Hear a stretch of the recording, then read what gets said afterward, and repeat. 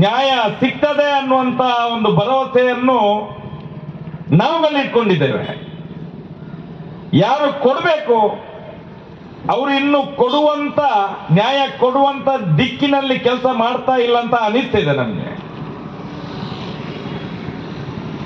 ನ್ಯಾಯ ಸಿಗಲಿಲ್ಲ ಅಂತ ಹೇಳಿದ್ರೆ ಯಾವಾಗ ನ್ಯಾಯವನ್ನು ಕಸಿದುಕೊಳ್ಬೇಕು, ಖಂಡಿತವಾಗ ಈ ಸಮಾಜ ಆ ನ್ಯಾಯವನ್ನು ಪಡ್ಕೊಳ್ತದೆ. ಯಾಕಂತ ಹೇಳಿದ್ರೆ ಸ್ವಾತಂತ್ರ್ಯ ಹೋರಾಟದ ಸಂದರ್ಭದಲ್ಲಿ ಕೂಡ ಬ್ರಿಟಿಷರು ನ್ಯಾಯವನ್ನು ತಂದು ಕೊಡ್ಲಿಲ್ಲ. ಆ ನ್ಯಾಯವನ್ನು ಮಹಾತ್ಮ ಗಾಂಧೀಜಿಯವರಂತವರ ಒಂದು ಹೋರಾಟದ ಫಲವಾಗಿ ನಾವು ಕಸಿದುಕೊಂಡದ್ದು. ಇವತ್ತು ಕೂಡ ಅದನ್ನೇ ನೆನಪಿಸ್ತೇನೆ. ಸೌಜನ್ಯಳ ಅತ್ಯಾಚಾರ ಕೊಲೆ ಪ್ರಕರಣದಲ್ಲಿ ಆವತ್ತು ಬ್ರಿಟಿಷರೇ ಬಿಟ್ಟು ಹೋದಂತ ಪಾಪಿಗಳು ಉಳ್ಕೊಂಡಿರುವಂತದ್ದು ಇಲ್ಲಿ. ಅದೇ ಬ್ರಿಟಿಷರ ಮಕ್ಕಳು ಉಳ್ಕೊಂಡಿರುವಂತದ್ದು. ಅದಕ್ಕೋಸ್ಕರ ನಾನು ಹೇಳ್ತಾ ಇದ್ದೇನೆ, ನ್ಯಾಯಾಂಗದಲ್ಲಿ ನ್ಯಾಯ ಸಿಗಲಿಲ್ಲದಿದ್ರು ಕೂಡ, ರಾಜ್ಯಾಂಗದವರು ಮಾತಾಡದಿದ್ರು ಕೂಡ, ಕಾರ್ಯಾಂಗ ಸುಮ್ಮನೆ ಇದ್ರೂ ಕೂಡ ಈ ಪ್ರಜಾಪ್ರಭುತ್ವ ವ್ಯವಸ್ಥೆಯಲ್ಲಿ ನಮ್ಗೊಂದು ಹಕ್ಕಿದೆ. ಆ ಹಕ್ಕನ್ನು ಕಸಿದುಕೊಳ್ಳುವಂಥದ್ದು ಕೂಡ ನಮಗೆ ಗೊತ್ತಿದೆ. ಇದನ್ನು ನಾನೇ ಹೇಳುವುದಲ್ಲ, ಈ ದೇಶದ ಸುಪ್ರೀಂ ಕೋರ್ಟ್ ಹೇಳಿದೆ. ಏನು ಹೇಳಿದೆ? Fundamental right. ಒಂದು ಕಡೆಯಲ್ಲಿ ಮಾನಕ್ಕೆಟ್ಟ ಈ ಕಾರ್ಯಾಂಗದ, ಈ ಶಾಸಕಾಂಗದ ಎದುರುಗಡೆ ದಬ್ಬಾಲು ಬಿದ್ದು ನ್ಯಾಯ ಕೇಳ್ತಿದ್ದೇವೆ ಅಂತ ಹೇಳಿದ್ರೆ ನಮ್ಗೆ ನಾಚಿಕೆ ಆಗ್ತದೆ. ಈ ಸಮಾಜಕ್ಕೆ ಕಣ್ಣಿಗೆ ಕಾಣುವ ಸತ್ಯಗಳು ಇದ್ರೂ ಕೂಡ ಅದನ್ನು ಮರೆಮಾಚಿ ಪಾಪಿ ಅತ್ಯಾಚಾರಿಗಳನ್ನು ಬಚಾವ್ ಮಾಡಿದಂತ ರಾಜಕೀಯ ವ್ಯಕ್ತಿಗಳು, ಈ ಕಾರ್ಯಾಂಗದ ವ್ಯವಸ್ಥೆಗಳು ಇದನ್ನು ನೋಡಿ ಇವತ್ತು ಈ ಪ್ರಜಾಪ್ರಭುತ್ವ ವ್ಯವಸ್ಥೆ ಸತ್ತೇ ಹೋದಂತ ಭ್ರಮೆಯಲ್ಲಿ ನಾವು ಬದುಕ್ತಾ ಇದ್ದೇವೆ. ಇವತ್ತು ಯಾರಾದ್ರೂ ನಮ್ಮ ಬಗ್ಗೆ ಕೇಳೋರಿದ್ದಾರ? ಈ ಜಿಲ್ಲೆಯಲ್ಲಿ ಎಷ್ಟು ಎಂಎಲ್ಎಗಳು, ಎಂಪಿಗಳು ನತಮಸ್ತರಾಗಿ, ನಪುಂಸಕರಾಗಿ ಬದುಕ್ತಾ ಇದ್ದಾರೆ. ಇವರು ಜನಸಾಮಾನ್ಯರ ಮತವನ್ನು ಗಳಿಸಿ ನಿಮ್ಮನ್ನು ರಕ್ಷಣೆ ಮಾಡ್ತೇವೆ, ನಿಮ್ಮನ್ನು ಪಾಲನೆ ಮಾಡ್ತೇವೆ, ನಿಮ್ಮನ್ನು ಪೋಷಣೆ ಮಾಡ್ತೇವೆ ಅಂತ ಹೇಳುವಂತ ಪಾಪಿಗಳಿವರು ಎಲ್ಲಿ ರಕ್ಷಣೆ ಕೊಟ್ಟರು? 17 ವರ್ಷದ ಅಪ್ರಾಪ್ತ ಬಾಲಕಿಯನ್ನು ಅತ್ಯಾಚಾರ ಮಾಡಿ ಆ ಧರ್ಮಸ್ಥಳ ಗ್ರಾಮದ ರಾಜ್ಯ ರಸ್ತೆಯ ಮಧ್ಯದಿಂದ ಕರ್ಕೊಂಡು ಹೋದ್ರಲ್ಲ, ಇದೇ ಕಾಮಂದರ ಮಕ್ಕಳು.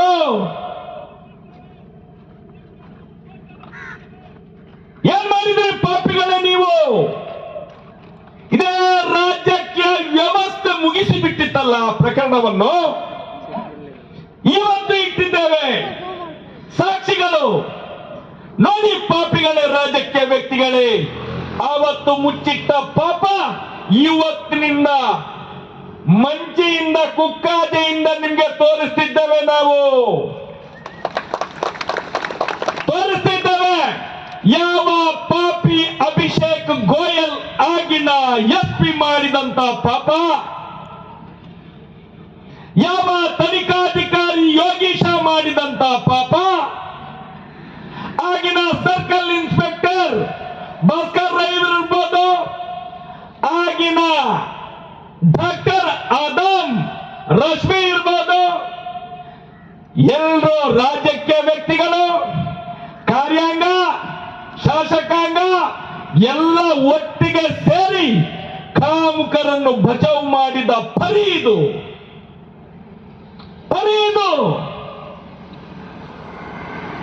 ದೊಡ್ಡವರನ್ನು ಬಚಾವ್ ಮಾಡ್ತೀರಿ. ಅದೇ ರಾಜಕೀಯ ವ್ಯಕ್ತಿಗಳೇ, ನಿಮ್ಮ ಮಕ್ಕಳಿಗೆ ಒಂದು ಇರುವೆ ಕಚ್ಚಿದ್ರೆ ಜೀವ ಬಿಡ್ತೀರಿ ನೀವು. ಇದೇ ಕಾರ್ಯಾಂಗವನ್ನು ಹಿಡ್ಕೊಂಡು ಯಾರಿಂದ ಯಾವ ಇರುವೆ ಚುಚ್ಚಿದೆ ಅಂತ ಹೇಳಿ ತನಿಖೆ ಮಾಡಿಸ್ತೀರಲ್ವಾ? ಸೌಜನ್ಯ ನಿಮ್ಮ ದೇಶದ ಮನೆ ಮಗಳು ಅಲ್ವಾ? ಆ ಮಗುವಿಗೆ ಬದುಕಲಿಕ್ಕೆ ಹಕ್ಕೇ ಇಲ್ವ ಈ ಮಣ್ಣಲ್ಲಿ? ಬರೇ ರಾಜ್ಯಕ್ಕೆ ಮತ್ತು ಕಾರ್ಯಾಂಗದ ವ್ಯವಸ್ಥೆಯಲ್ಲಿರುವ ಮಕ್ಕಳು ಮಾತ್ರ ಬದುಕಬೇಕಾ? ಪ್ರಜಾಪ್ರಭುತ್ವ ವ್ಯವಸ್ಥೆಯಲ್ಲಿರುವಂತ ಮಕ್ಕಳು ಸಾಯ್ಬೇಕಾ? ದೊಡ್ಡವರಿಗೆ ಒಂದು ಕಾನೂನು, ದೀನ ದಲಿತರಿಗೆ ಒಂದು ಕಾನೂನು. ಈ ದೇಶದಲ್ಲಿ ಎಷ್ಟು ಕಾನೂನಿನ ಬಂಧುಗಳೇ? ಇದನ್ನು ಪ್ರಶ್ನೆ ಮಾಡುವುದು ನಾವಲ್ಲ, ಇಡೀ ಸಮಾಜ ಪ್ರಶ್ನೆ ಮಾಡಲಿಕ್ಕೆ ಪ್ರಾರಂಭ ಮಾಡಿದೆ. ಇದು ನಮ್ಮ ನೋವು. ಈ ನೋವನ್ನು ಜನಸಾಮಾನ್ಯರ ಹತ್ರ ನಾವು ಇವತ್ತು ಬಿಚ್ಚಿ ಬಿಚ್ಚಿ ಇಡ್ತಾ ಇದ್ದೇವೆ. ನ್ಯಾಯ ಕೊಡಿ.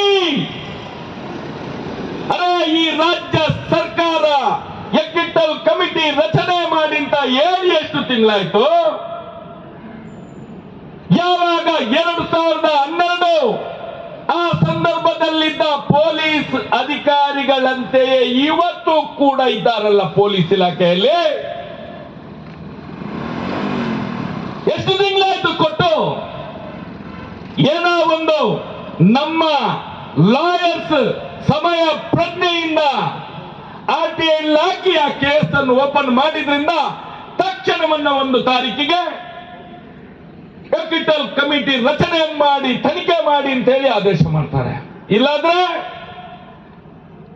ಏನು ಕಳೆದ 12 ವರ್ಷಗಳಿಂದ ಬೀದಿಯಲ್ಲಿ ನಾವು ಹೋರಾಟ ಮಾಡ್ತೇವೋ, ಇನ್ನು ನಮ್ಮ ಜೀವನ ಇರುವ ತನಕ ಇದೇ ರೀತಿ ಹೋರಾಟ ಮಾತ್ರ ನಮಗೆ.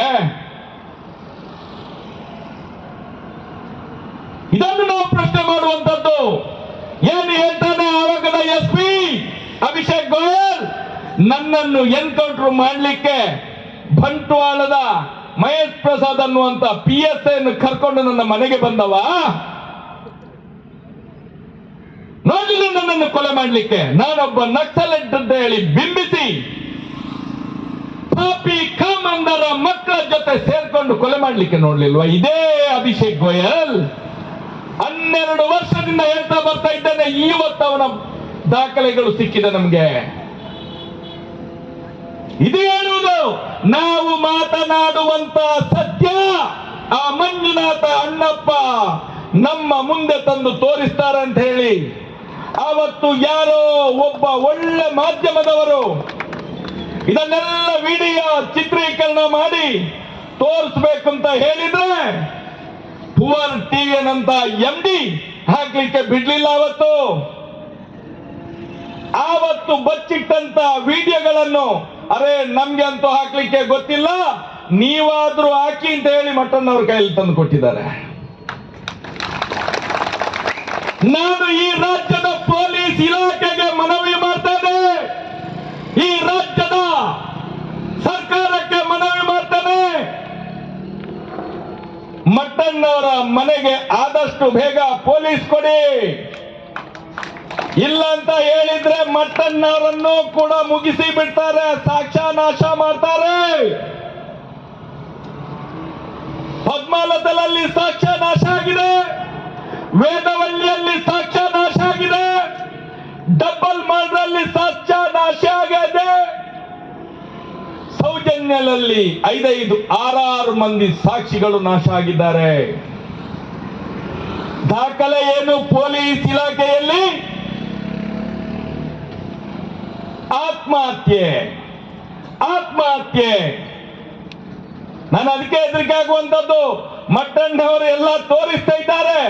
ಮುಂದಿನ ದಿನಗಳಲ್ಲಿ ಇನ್ನೊಂದು ಆತ್ಮಹತ್ಯೆ ಕೇಸ್ ಅಂತ ಹೇಳಿ ಏನಾದ್ರೂ ಮಾಡ್ಲಿಕ್ಕೆ ಸಾಕು. ಈ ಕಾಮಂದರ್ಗಳು ಎಷ್ಟು ಹೆಣ್ಣು ಮಕ್ಕಳ ಅತ್ಯಾಚಾರಗಳನ್ನು ಮಾಡಿದ್ದಾರ, ಅದರ 100 ಪಟ್ಟು ಜಾಸ್ತಿ ಸಾಕ್ಷಿಗಳನ್ನು ನಾಶ ಮಾಡಿದ್ದಾರೆ. ಯೋಚನೆ ಮಾಡಿ.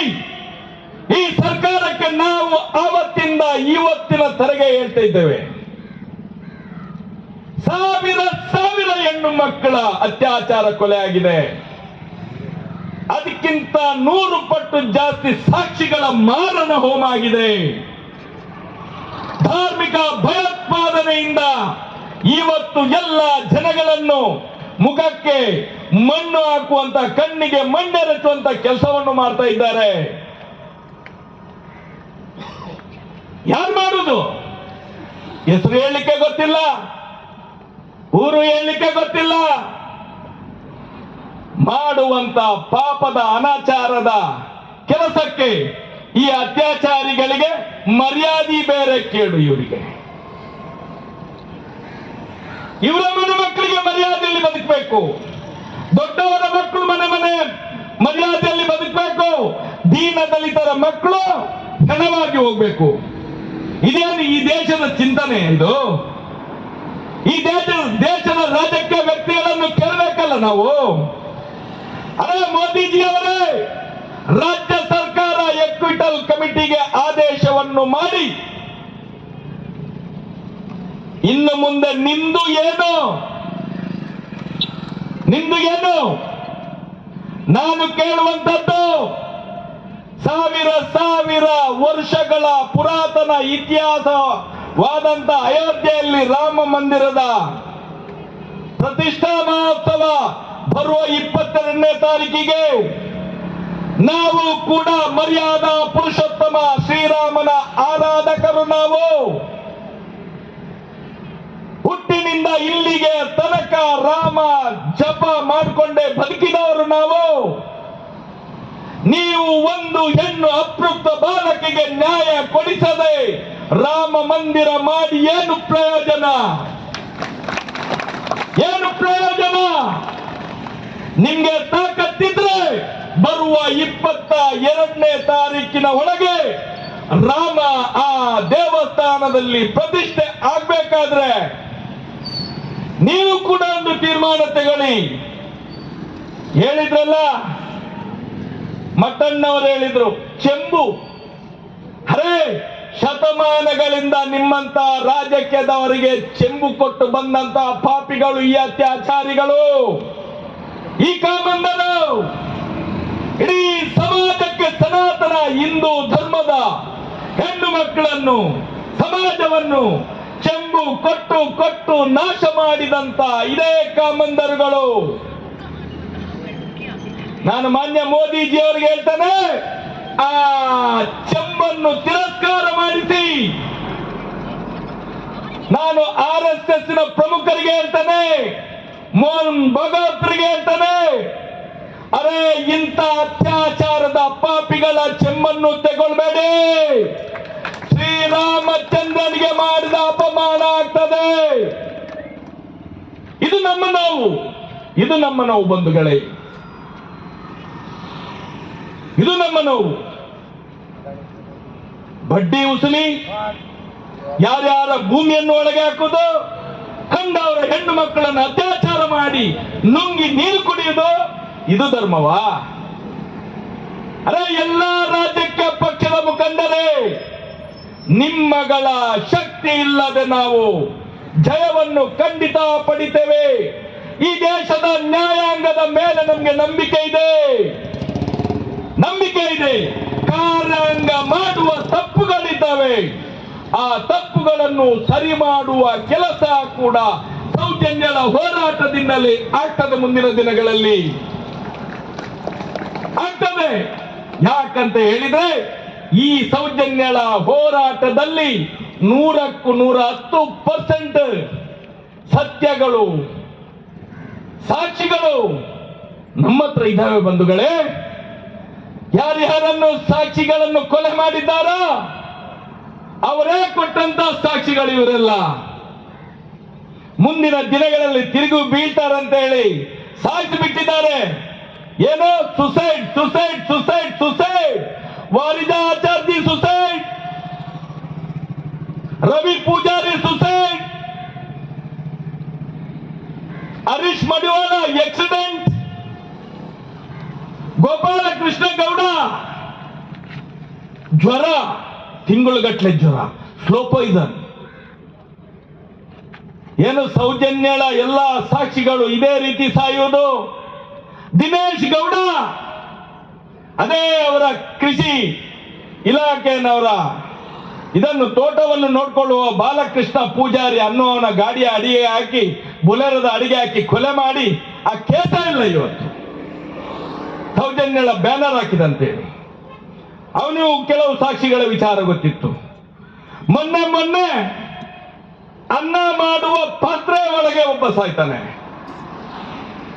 ಮೊನ್ನೆ ಧರ್ಮಸ್ಥಳದಲ್ಲಿ ಅನ್ನ ಮಾಡುವ ಪಾತ್ರೆಯೊಳಗೆ ಬಿದ್ದು ಸಾಯಿತು. ಹೇಗೆ ಸಾಯ್ತಾನೆ? ಕೆಲವು ಅಧಿಕಾರಿಗಳು ಹೇಳ್ತಾರೆ ಸುಸೈಡ್ ಮಾಡ್ಕೊಂಡದ್ದು. ಅರೆ, ಸುಸೈಡ್ ಮಾಡ್ಕೊಂಡ್ರೆ ಆ ಪಾತ್ರೆಯೊಳಗೆ ಬೀಳುವುದು ಹೇಗೆ? ಅದಕ್ಕೆ ಮುಚ್ಚಲ ಹಾಕುವುದು ಹೇಗೆ? ಅದರ ಮೇಲೆ ರೈಲ್ವೆಯ ಕಂಬಿ ಹೇಗೆ ಇಡುವುದವನು? ಅವನೇ ಇಟ್ಕೊಂಡದ್ದಂತೆ, ಅವನೇ ಸುಸೈಡ್ ಮಾಡ್ಕೊಂಡದ್ದಂತೆ. ಯಾಕೆ ಒಂದು ಆ ರೀತಿಯ ಕೊಲೆ ಆಯಿತು? ಅದನ್ನು ತನಿಖೆ ಮಾಡಿದಾರಾ? ತಾಯಿ ಮಗ ಬಂದು ಹೇಳ್ತಾರೆ, ತಾಯಿಗೆ ಅಲ್ಲೇ ಕೆಲಸ, ಮಗನಿಗೆ ಡಿ ನಂಬರ್, ಅಪ್ಪ ಪರಲೋಕಕ್ಕೆ, ಗಂಡ ಪರಲೋಕಕ್ಕೆ. ಯಾಕೆ ಸಾಯಿಸ್ತಾರೆ? ಡಬ್ಬಲ್ ಮರ್ಡರ್ ಕೇಸಲ್ಲಿ ಪ್ರಮುಖವಾದ ಸಾಕ್ಷಿ ಇದ್ದವನೇ ಅವನು. ನಾವು ಇವತ್ತು ಕೇಳುವಂತದ್ದು ವೇದಾವಲ್ಲಿ ಪ್ರಕರಣ C report, Padmalatha C report, double murder Narayana Sapalya, Yamuna Sapalya C report, ಸೌಜನ್ಯದ ಕೇಸ್. ಏನು ಕಳೆದ 10 ವರ್ಷ ಸೌಜನ್ಯಗಳ ಹಿಂದೆ ಸತ್ತಂತ 462 ಕೇಸುಗಳಲ್ಲಿ 96 ಮಹಿಳೆಯರು ಮತ್ತು ಮಕ್ಕಳು ಅಂತ ಹೇಳ್ತಿದ್ದೇವೆ ನಾವು. ಅದರಲ್ಲಿ 49 ಮಕ್ಕಳು ಮತ್ತು ಮಹಿಳೆಯರ ಎಡ್ರಾಸ ಇಲ್ಲ ಯಾರು ಅಂತೇಳಿ. ಅದರಲ್ಲಿ 18 ವರ್ಷದ ಕೆಳಗಿನ 4 ವರ್ಷಕ್ಕಿಂತ ಮೇಲ್ಪಟ್ಟಂತ 18 ಹೆಣ್ಮಕ್ಳು. ಅವರ ಬಾಡಿ ಯಾವ ರೀತಿಯಲ್ಲಿ ಸಿಕ್ಕಿದೆ? ಏನು 10/10/2012 ಅರೆ ನಗ್ನಾವಸ್ಥೆಯಲ್ಲಿ ಸಿಕ್ಕಿದ ಸೌಜನ್ಯಳ ಬಾಡಿ ಯಾವ ರೀತಿ ಇತ್ತ? ಯಾವ ರೀತಿ ಅತ್ಯಾಚಾರಕ್ಕೊಳಗಾದಂತ ಸೌಜನ್ಯಳ ಬಾಡಿ ಸಿಕ್ಕಿದ ಅದೇ ರೀತಿ ಆ 18 ಮಕ್ಕಳ ಬಾಡಿ ಸಿಕ್ಕಿರುವಂತದ್ದು.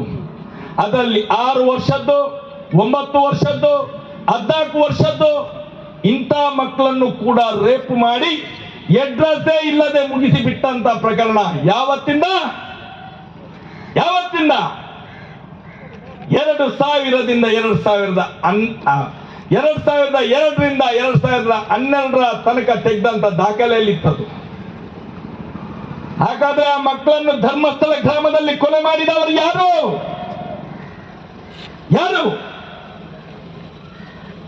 ಕಾಮುಕರ ರಾಜ್ಯವಿದು, ಅತ್ಯಾಚಾರಿಗಳ ದೇಶವಿದು. ಅರೆ, ಈ ದೇಶವನ್ನು ಆಳುವಂತ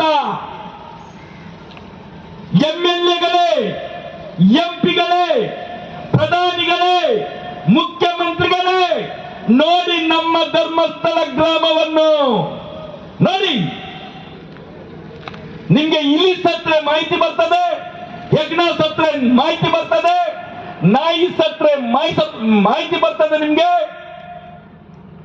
ಅರೆ, ಅಪ್ರಾಪ್ತ ಬಾಲಕಿಯರು ಸತ್ತು ಅವರ ಪ್ರಕರಣ ಮುಗ್ದ ಮೇಲೆ ಗೊತ್ತಾಗುದಿಲ್ಲ ನಿಮ್ಗೆ, ಮುಗಿಸಿದ ಮೇಲೆ ಗೊತ್ತಾಗುದಿಲ್ಲ.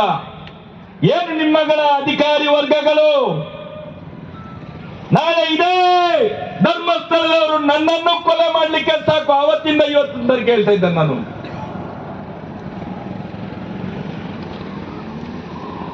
ಇದಕ್ಕೋಸ್ಕರ ಹೇಳುವಂಥದ್ದು, ನಾವು ನೋವಿನಲ್ಲಿ ಕೇಳುವಂಥದ್ದು.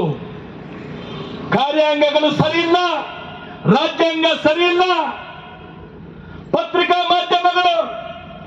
ಮೊನ್ನೆ ಕೋರ್ಟಿಗೆ ಹೋಗಿ ಬಂದ್ರೆ ಒಬ್ಬ ಪತ್ರಿಕಾ ಪ್ರತಿನಿಧಿ ಕೇಳ್ತಾನೆ, ಎಲ್ಲಿ ತನಕ ಮುಟ್ಟಿತ್ತು ನಿಮ್ಮ ಬೀದಿ ಹೋರಾಟ ಅಂತ ಹೇಳಿ. ಪಾಪಿ, ಅರೆ ಕಳೆದ 12 ವರ್ಷಗಳಿಂದ ಮುಚ್ಚಿಸಿಟ್ಟದ್ರಿಂದ, ಇಲ್ಲಾಂದ್ರೆ ಅತ್ಯಾಚಾರಿಗಳು ಹೊರಗೆ ಬರ್ತಿರ್ಲಿಲ್ವಾ? ಇದೇ ಒಂದು ವಿಡಿಯೋ 12 ವರ್ಷದ ಮೇಲೆ ನಮ್ಗೆ ಸಿಕ್ಕಿದೆ.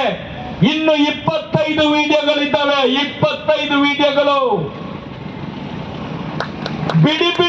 ಬಿಡಿಯಾಗಿ ಬಿಚ್ಚಿಸಿರ್ತೇವೆ ನಾವು ಸತ್ಯಗಳನ್ನು. ರಾಜ್ಯ ಸರ್ಕಾರ ಆದಷ್ಟು ಬೇಗ, ಆಡಳಿತ ವ್ಯವಸ್ಥೆ ಆದಷ್ಟು ಬೇಗ ಇನ್ನು ಮುಂದೆ ಕಣ್ಣು ಮುಚ್ಚಿ ಕೈಕಟ್ಟಿ ಕೂತ್ಕೊಳ್ಳುವಾಗೆ ಇಲ್ಲ. ಸತ್ಯದ ಪರವಾಗಿ ನಮ್ಮ ಜೊತೆಯಲ್ಲಿ ಕೈ ಸೇರಿಕೊಂಡ್ರೆ ಮಾತ್ರ ನಿಮ್ಮ ಮನೆ ಮಕ್ಕಳಿಗೆ, ನಿಮ್ಮ ಮನೆಯ ಹೆಂಗಸರಿಗೆ ಆ ಅಣ್ಣಪ್ಪ ಮಂಜುನಾಥ ಸ್ವಾಮಿ ಒಳ್ಳೇದು ಮಾಡ್ತಾರೆ. ಇಲ್ಲ ಅಂತ ಹೇಳಿದ್ರೆ ನಿಮ್ಗೂ ಕೂಡ ಮಂಜುನಾಥನ ಅಣ್ಣಪ್ಪ ದೇವರ ಶಾಪ. ಭವ್ಯವಾದ ಭಾರತ ದೇಶದ 33 ಕೋಟಿ ದೇವತೆಗಳ ಶಾಪ. ಇದು ನಮ್ಮ ನೋವು. ಯಾವುದೇ ಫಲಾಪೇಕ್ಷೆಗೋಸ್ಕರ ನಾವು ಹೋರಾಟ ಮಾಡ್ತಾ ಇಲ್ಲ. ನಮ್ಮ ಮತಗಳನ್ನು ಬಿಟ್ಟು, ನಮ್ಮ ಹೆಂಡತಿ ಮಕ್ಕಳನ್ನು ಬಿಟ್ಟು, ನಮ್ಮ ಹೆಂಡತಿ ಮಕ್ಕಳು ಕೂಡ ಮನೆಯಲ್ಲಿ ಕಣ್ಣೀರು ಹಾಕಿ ಕೈ ತೊಳಿತಾರೆ ಕಣ್ಣೀರಲ್ಲಿ. ಎಂತೆಂತ ಪಾಪಿ ಮೀಡಿಯಾದವರು ಬಂದು ನಮ್ಮ ಮನೆಯ ಹೆಂಗಸರನ್ನು, ನಮ್ಮ ಮಕ್ಕಳನ್ನು ಕೂಡ ವೈಶಾಟಿಕೆ ದಂಧೆಗೆ ಸೇರುವ ಮಟ್ಟಿನಲ್ಲಿ ಮಾತಾಡಿದ್ರು. ಆದ್ರೂ ಹೋರಾಟವನ್ನು ವಿಚಲಿತರಾಗಿ ಹೋರಾಟವನ್ನು ನಿಲ್ಲಿಸಬೇಕು. ಅರೆ ನಿಲ್ಲಿಸುವುದಿಲ್ಲ, ನಮ್ಮ ಪ್ರಾಣ ತ್ಯಾಗ ಆಗುವವರೆಗೂ ಬಿಡುವುದಿಲ್ಲ. ನ್ಯಾಯ ಸಿಗಲೇಬೇಕು. ಇದಕ್ಕೋಸ್ಕರ ಆ ಮಂಜುನಾಥನ ಪಾದದಲ್ಲಿ, ಅಣ್ಣಪ್ಪನ ಪಾದದಲ್ಲಿ ನಾವು ಏನು ಇವತ್ತು ಸೌಜನ್ಯ ಪರ ಹೋರಾಟಗಾರರಿದ್ದೆವು, ನಮ್ಮ ತಲೆಯನ್ನು ಕೂಡ ಇಡ್ಲಿಕ್ಕೆ ತಯಾರಿದ್ದೇವೆ. ಆದ್ರೆ ಯಾವತ್ತು ವಿಚಲಿತರಾಗುವುದಿಲ್ಲ. ಮುಂದಿನ ದಿನಗಳಲ್ಲಿ ನ್ಯಾಯ ಸಿಗುವುದು ಆದಷ್ಟು ಬೇಗ ಖಚಿತ ಅನ್ನುವಂತ ಭರವಸೆಯನ್ನು ನೀಡುತ್ತಾ ಈ ಗ್ರಾಮದ 3 ಗ್ರಾಮದ ಎಲ್ಲ ದೈವ ದೇವರುಗಳಿಗೆ ಕೂಡ ವಂದಿಸುತ್ತಾ ಆದಷ್ಟು ಬೇಗ ನ್ಯಾಯ ಕೊಡಿಸಿ, ಏನು ಈ ಕಾಮಂದರ ಅಟ್ಟಹಾಸ ಅಂತಿಮವಾಗಿ ಶತಮಾನದ ಒಂದು ಅಟ್ಟಹಾಸ ಅಂತಿಮ ಆಗಬೇಕು ಅನ್ನುವಂತ ಮಾತನ್ನು ಒಂದು ಹೇಳುತ್ತಾ ದೇವರಲ್ಲಿ ಪ್ರಾರ್ಥನೆ ಮಾಡುತ್ತಾ ನನ್ನ ಮಾತನ್ನು ಮುಗಿಸ್ತಾ ಇದ್ದೇನೆ. ಒಂದೇ ಮಾತರಂ. ಜೈ ಶ್ರೀರಾಮ್. ಧನ್ಯವಾದಗಳು.